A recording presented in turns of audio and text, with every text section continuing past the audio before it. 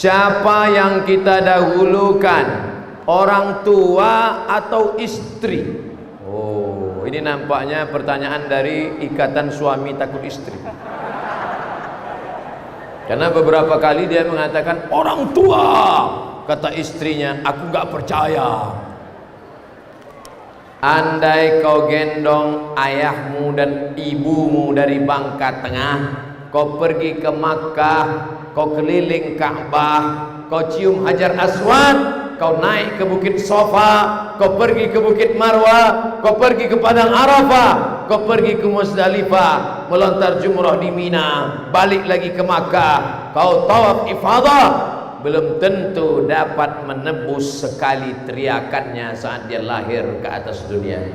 Maka hai yang masih lajang-lajang, yang jomblo-jombloan sejati belum menikah, kalau nanti kalian menemukan perempuan yang baik, kalian mesti berani berkata kepada dia, oh my dear, my darling, kau akan menjadi a second woman, kau akan menjadi perempuan yang kedua dalam hidupku. Apa? Jadi yang pertama siapa? My mother. Yang pertama adalah ibu. Karena Nabi berkata, man ahaqqun nas bi husni suhbati, siapa orang yang paling layak mendapatkan baktiku? Ummuka. Summaman, siapa lagi? Ummuka. Summaman, siapa lagi? Ummuka. Summaman, siapa lagi? Abuka. Oleh sebab itu, menantu yang baik, dia tidak melarang engkau wahai perempuan untuk berbakti kepada ayah dan ibumu. Papa, mama mau pergi ke rumah sakit, nginap di sana boleh ya? Jangankan kau nginap semalam, sebulan pun kau pergi, karena kau ketemu aku setelah kau dewasa. Adapun emakmu, 2 jari tapak kakimu, sejengkal panjangmu, digendongnya engkau. Berapa kali dia tidak jadi tahajud gara-gara engkau? Berapa kali dia tidak jadi sholat duha gara-gara engkau? Pergi kau rawat ibumu di sana, tapi jangan lama-lama, aku takut nanti berpaling ke lain hati. Begitu kalau dapat menantu yang soleh. Makanya ibu-ibu, carilah menantu yang soleh-soleh yang ada di dalam masjid ini saat ini. Nih, banyak nih. Yang senyum yang belum nikah aja. Ini yang udah anak 3 senyum juga. Boleh. Tabassumika fi wajhi akhika shadaqah. Senyummu ke wajah saudaramu adalah sedekah.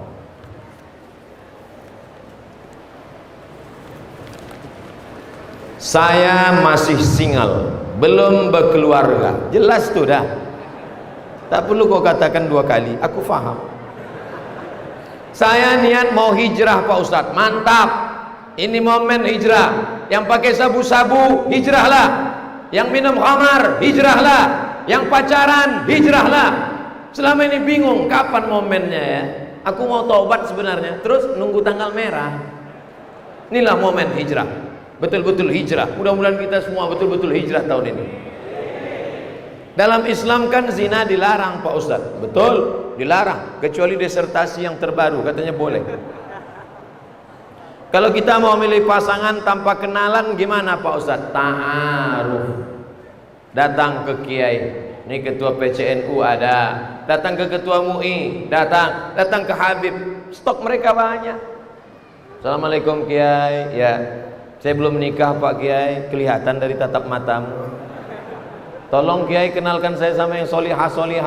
Kalau bisa Pak Kiai yang orangnya cantik, jilbabnya panjang, mobilnya mewah, duitnya ada, akhlaknya baik. Ustadz Somad, tolong carikan saya yang punya sifat 4 itu Pak Ustadz. Kaya, cantik, akhlaknya baik, taat beragama. Kalau ada kenapa aku kasih ke kau? Man talaba akhan bila aibin baqiya bila akhin. Siapa yang mencari kawan yang tidak bercacat seumur hidup tak bercacat. Tiba-tiba Su'aib menunggu anaknya ngambil air. Tak lama anak perempuan Su'aib datang. Apa kata anak perempuan Su'aib? Inna khaira man ista'jartal qawiyul amin. Ayah, kalau ayah mau cari pekerja, karena Su'aib sudah lama mau cari laki-laki yang bisa kerja untuk mengerawat kambing-kambingnya. Apa kata anak perempuannya? inna khaira man istajarta, kalau kau mau cari pekerja, al-qawi, orangnya kuat, al-amin, orangnya amanah. Ada kuat tapi tidak amanah, ada orangnya amanah tapi letoy. Yang lebih parah, sudahlah loyo, nggak amanah. Ayah, kalau ayah mau cari orang pekerja, pilihlah orangnya kuat dan amanah. Kata Su'aib, orangnya mana?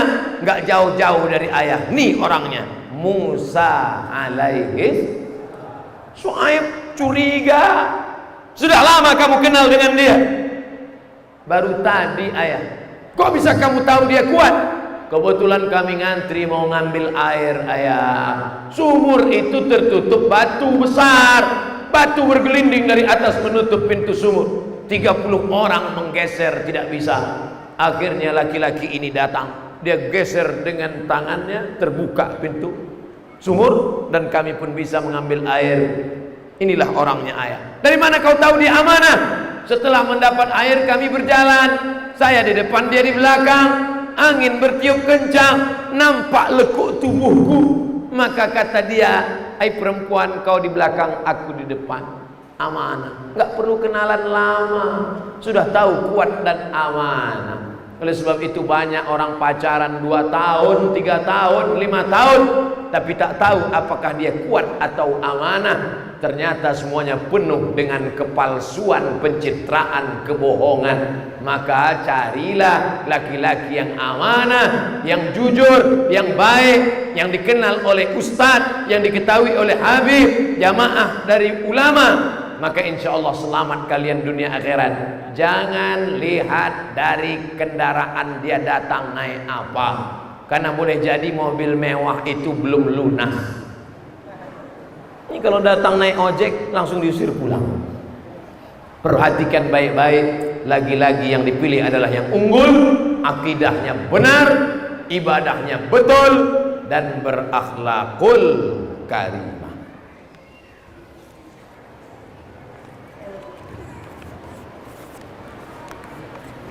Apa maksud kalimat ini? Man arafa nafsahu faqad arafa rabbahu. Man arafa nafsahu, siapa yang kenal dirinya, arafa rabbahu, maka dia kenal Rabbnya, Allah Tuhannya. Ini bukan hadis Nabi, tapi kalimat ini banyak dalam kitab-kitab tasawuf. Kata Imam As-Sakhawi sezaman dengan Imam As-Suyuti, maknanya siapa yang kenal dirinya hina, taulah dia Allah yang maha mulia. Siapa yang kenal dirinya miskin papa, kenallah dia Allah yang maha kaya. Siapa yang kenal dirinya tak punya apa-apa, kenallah dia Allah penguasa langit dan bumi beserta isinya. Bagaimana cara mengenal Allah? Dengan cara mengkaji sifat 20 tauhid ahlus sunnati wal jamaah, aqidah asy'ariyah. Ma'rifatullah awaluddin, yang awal dalam agama bukan sholat. Awaluddin, perkara agama yang pertama adalah ma'rifatullah, mengenal Allah subhanahu wa ta'ala. Itu kata Imam As-Sakhawi.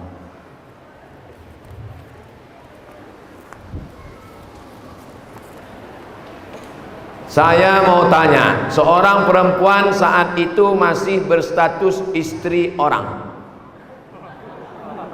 Perempuan statusnya istri orang.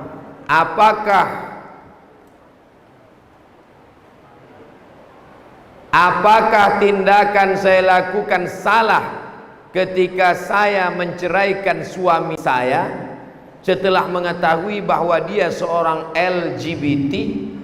Karena terhitung selama menikah dia tak pernah memberikan nafkah zahir dan batin berupa gaji, baik lahir maupun batin berupa gaji kepada saya.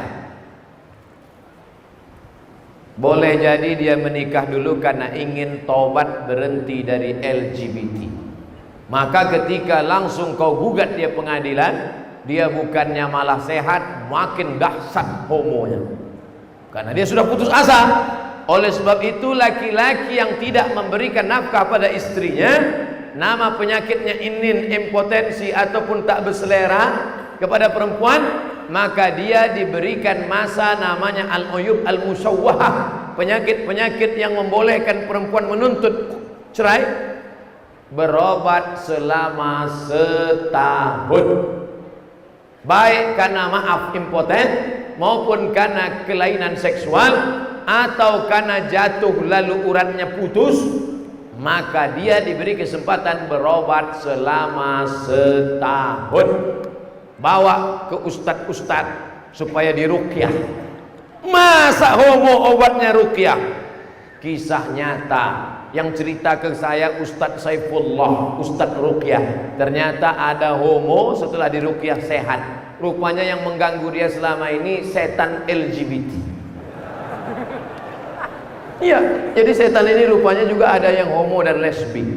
Oleh sebab itu maka pengobatan alternatif dengan cara ruqyah, bukan dukun, bukan minta pada jin, mohon barakah daripada habaib para kiai supaya didoakan. Bismillahirrahmanirrahim, bismillahirwafi, bismillahilkafi, bismillahilmuafi, bismillahilladzi la yadurru ma'asmihi syai'un fil ardi wala fis sama. Tak tahu tak dari mulut yang mana doa itu dikabulkan. Selama setahun itu kau sabar-sabarlah wahai perempuan. Tapi setelah setahun tak juga sembuh, sekarang kau punya hak. Kalau laki-laki menceraikan namanya tolak. Kalau perempuan menggugat namanya khulu'. Kalau hakim yang memisah namanya fasakh. Sekarang dia tidak menggugat, tapi engkau yang menggugat. Saat itu kau tulis pengaduan ke hakim, ini tidak bisa memenuhi kewajiban. Tapi rupanya selama setahun itu tumbuh bunga-bunga kasih sayang dalam hatimu. Akhirnya kau tambah masa untuk mengobatkan dia. Maka ini baik. Andai sudah setahun tidak juga ada kesembuhan dan engkau mengadu ke hakim, maka pun juga tidak berdosa karena sudah dibenarkan oleh hukum syariat Islam. Jangan merasa berdosa pada perbuatan yang bukan dosa. Jangan merasa beramal pada perbuatan yang engkau belum beramal. Karena merasa berdosa pada perbuatan yang bukan dosa, merasa beramal pada perbuatan yang bukan amal, itu adalah kerja setan. Hati-hati, setan berbisik pada orang yang jahil padahal sudah benar, tapi dibuatnya engkau merasa bersalah, merasa berputus asa. Kerja setan memang mengajak orang untuk putus asa dari rahmat Allah Subhanahu wa ta'ala. Ustadz, boleh nggak minta diijazahkan semua ceramah dan buku-buku dari Pak Ustadz? Ajaztukum jami'a marwiyati wa muallafati wa muhadarati. Saya ijazahkan semua buku-buku, 37 masalah populer, 99 tanya jawab sholat, 33 tanya jawab kurban, 30 tanya jawab puasa, 66 tanya jawab umrah, 35 riwayat tentang sakratul maut. Ijazatan ammah, asa ayyam fa'ana fid daraini, mudah-mudahan bermanfaat bagi kita semua dunia dan akhirat. Ini yang paling panjang, entah pertanyaan entah curhat.